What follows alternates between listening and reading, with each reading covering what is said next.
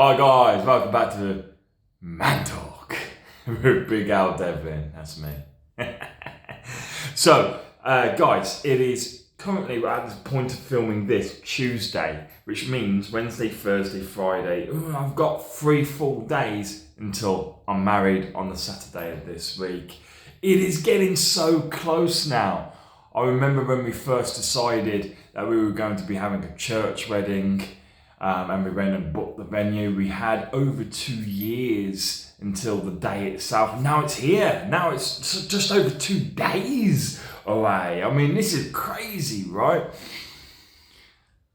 I'm so excited. I'm very happy. You know, I actually have a few people come up to me and go, "Oh, you're nervous yet? Has the nerves kicked in and all the rest of it?" And I'm like, "Nah, man, nah." And you know why? Because this is the easiest decision I've ever had to make in my entire life. It's so much certainty behind it that I'm going to spend the rest of my days with the woman that I'm with. Well, what's there to be nervous about? That is something to celebrate, right? That's something to be excited about, not something to be nervous about. You know, it's not like when I proposed, for example, which was, like 6.5 years ago, a long time now, right? It's not like when I proposed where, there are nerves there because, yes, you're excited, but, there's not 100% certainty. She's going to say yes. You can't predict what's going to happen. Yeah, I was pretty damn certain she was going to say yes. When I go, "Will you marry me?" But it's never obviously 100% given. But this wedding and the consequences of the wedding, as I say, a lifetime together, that is nothing to be afraid of, in my opinion. There's nothing to be nervous, apprehensive over in any way whatsoever. As I say, just pure excitement and nothing else. I myself am particularly looking forward to this day because, as I say, we've just had to go through so much thick and thin to get here, me and the missus to be at this moment in time. We've had to go through so much, and I'm particularly looking forward to being able to see her walk down the aisle. That I know is going to be a memory I will cherish forever, that I will never ever forget that moment when I see her walking down the aisle to me in the church. Not only is it obviously a special moment for any man to be able to see his bride walking towards him in such a manner, but for me, obviously me and Lauren, we were in a car crash, 6.5 years ago, just before I proposed to her, and it took her basically 5 years to be able to walk again.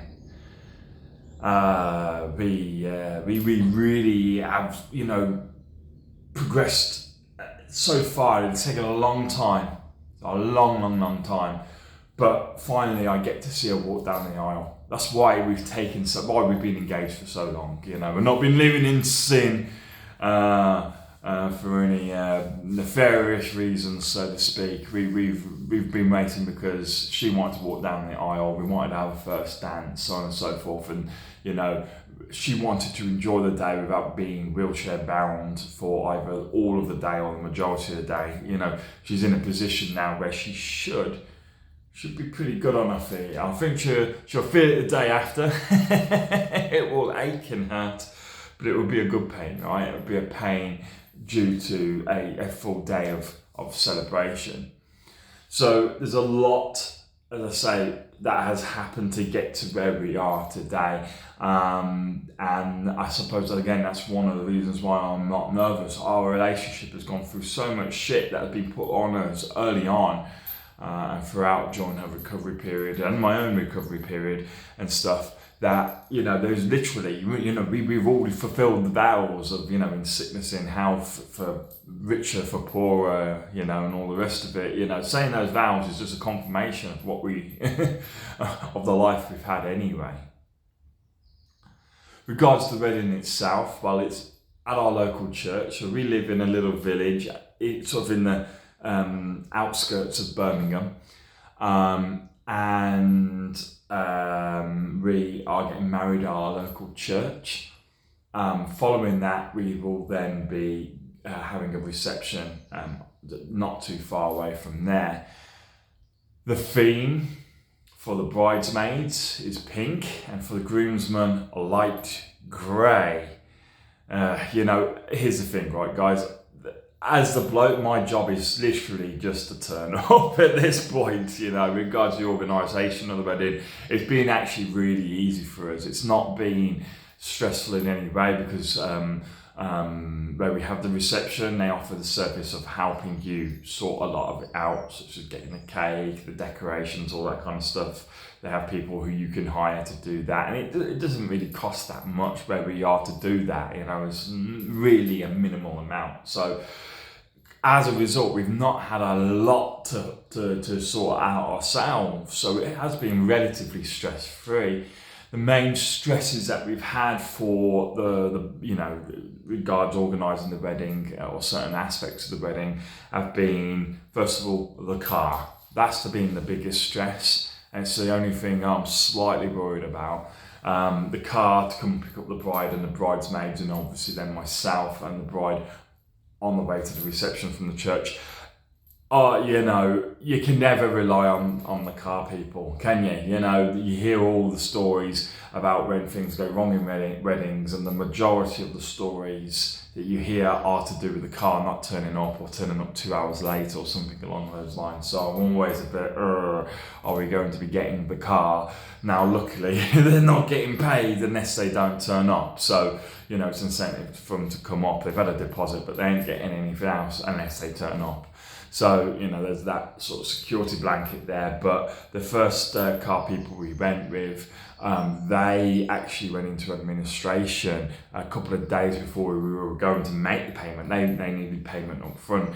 And that's when we decided, no, okay, we'll go with someone else and they can be paid on the day,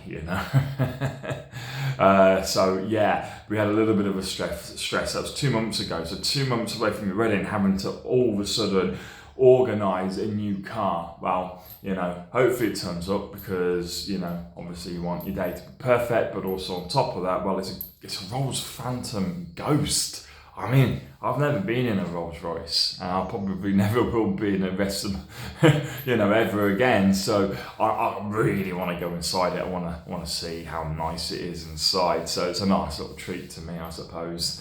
And I hope I get that little treat. If it doesn't turn up well, sorry, we've got cars, the bride can get to the church, don't worry about it. But obviously we don't want any hiccups. So please, if you're the car people watching this, please turn up. Have we had any other real stresses? Not really. That's been pretty much the only thing. The only sort of one of the hardships, so to speak, it's a bit too strong a word, hardship really, but one of the difficulties, that's the better word, that I've had is getting myself a suit that fits. I've had to have mine handmade. I'm a pretty big lad.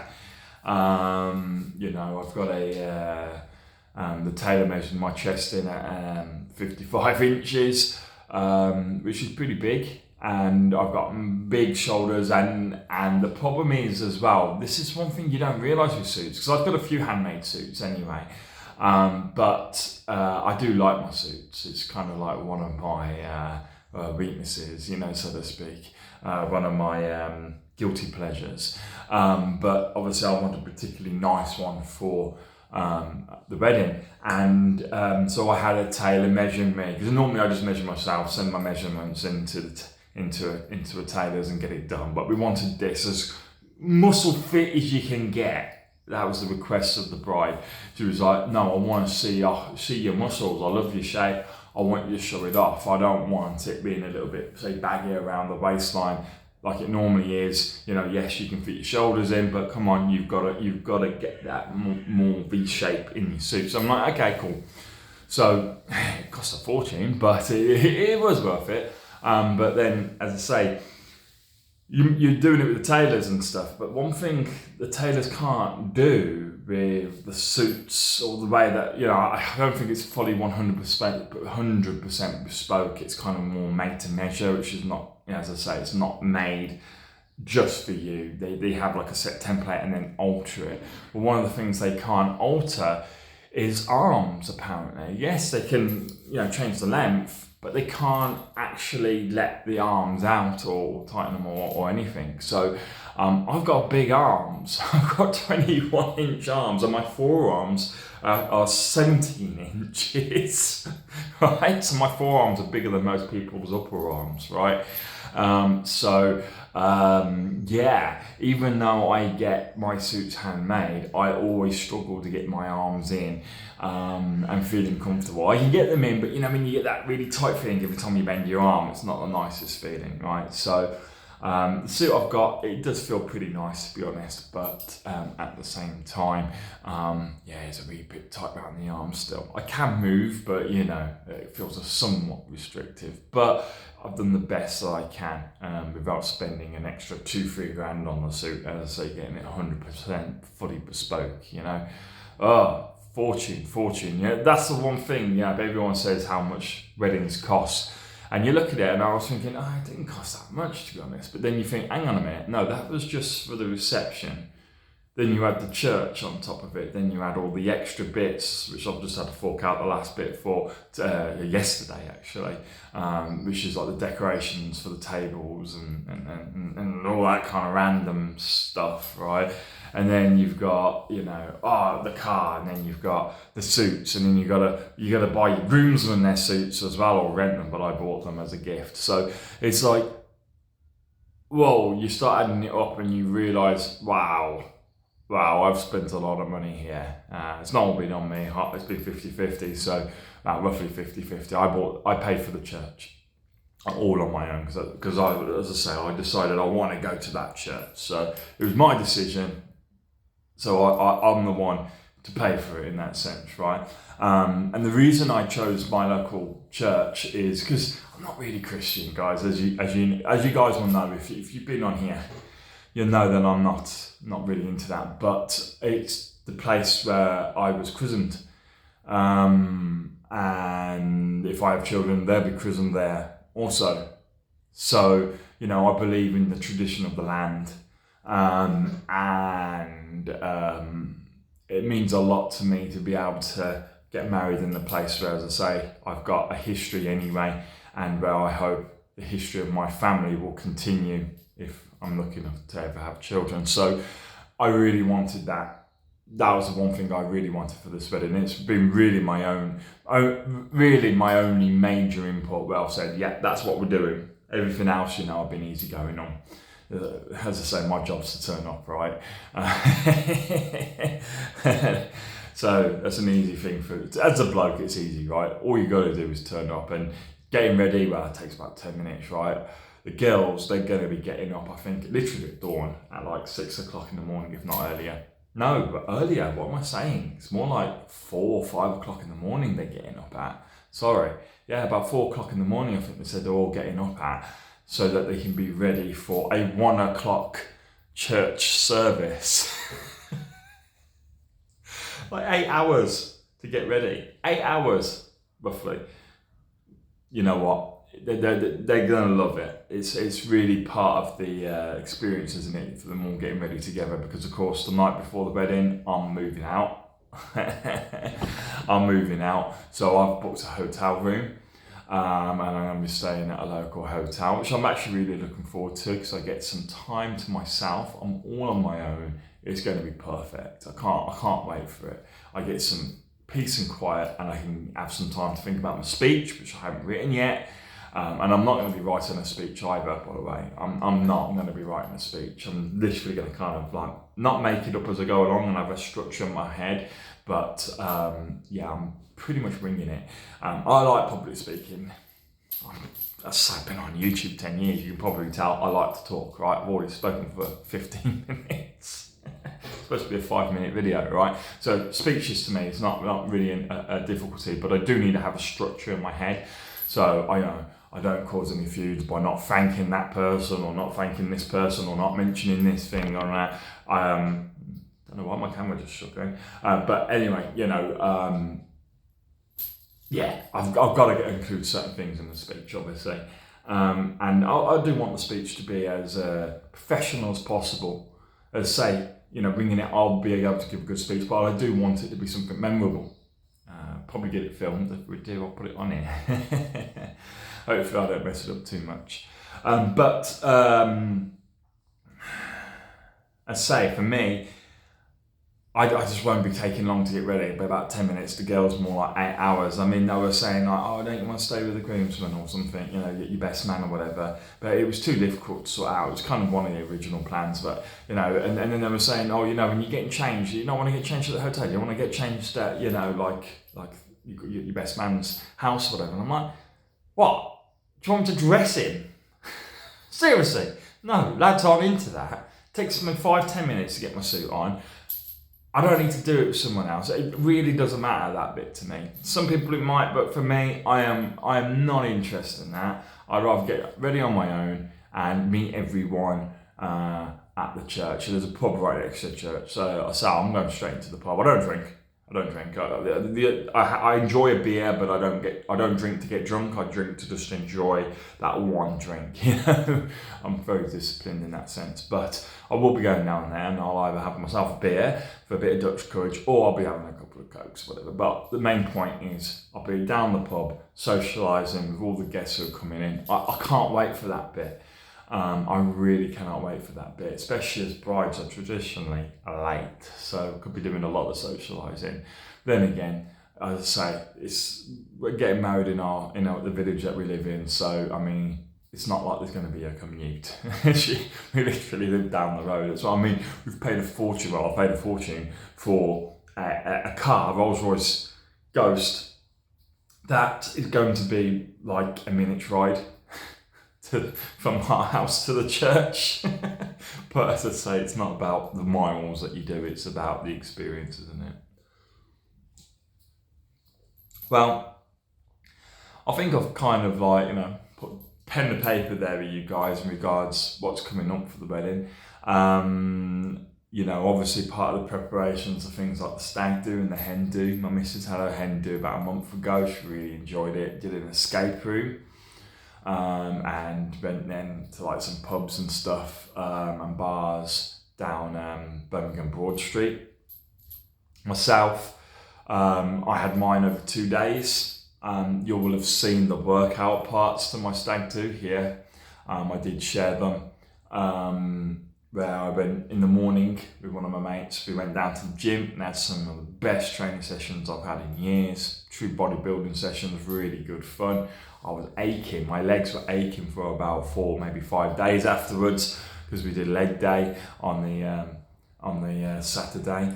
And then we followed that with a lunch on both days, and on Saturday then we did some axe throwing, which was hilarious, brilliant, and that video is here on YouTube.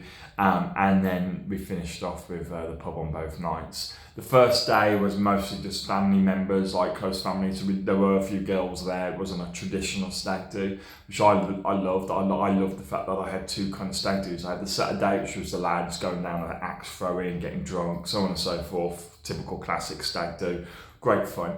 But on the Friday, so the day before that, I just loved the fact that we had a family day as well, where, you know, the mother-in-law came down, my sister, you know, as well as, you know, a few of the lads and stuff. It was really special to be able to show it with both my family and then my friends, if you know what I mean. Well, friends and family, the male side of the family, and friends, you know, exclusively. So, had a great stag do. Had a great stag do. Really enjoyed it, and it felt like, you know, it really brought us together a little bit more, because, you know, when you do have a good time with people, you know, a good night out or a good day out and that, you feel like the bonds of kinship are strengthened. And so now I've just got to wait and write my speech. Well, I'm not going to write it. What I'm just going to voice things out, probably film it. You're not seeing it. I'm going to film it because I work better verbally, you know, so when I just air it out, it'll kind of get stuck in there, and I'll structure a nice speech together, and have a the rough structure in my head then, which I can then work with on the day itself. You know, you've got to have a structure for your speech, even if, as say, you are like myself, you're okay giving a speech and making things up on the spot. You've got to have a structure, because on the day, there's going to be emotion. Right, you're going to be a little nervous. You're going to be, you know, standing up in front of people. Even if you're good at it, the nerves do sometimes kick in. and you're certainly going to be excited and happy, jubilant at the very least, and emotions do kind of mess up things like that. So having that structure in your head just helps keep things going when all of a sudden you're talking and then you forget what you're about to say and you're like, oh shit, you can move on to the next part of the structure, you know. That's what I always try to do anyway. Yeah, that's it. So bottoms up, lads. Cheers for watching. I'll see you soon, and when I talk to you next, I will probably be a married man. So chin chin and all that. Nice one, guys. Bye bye.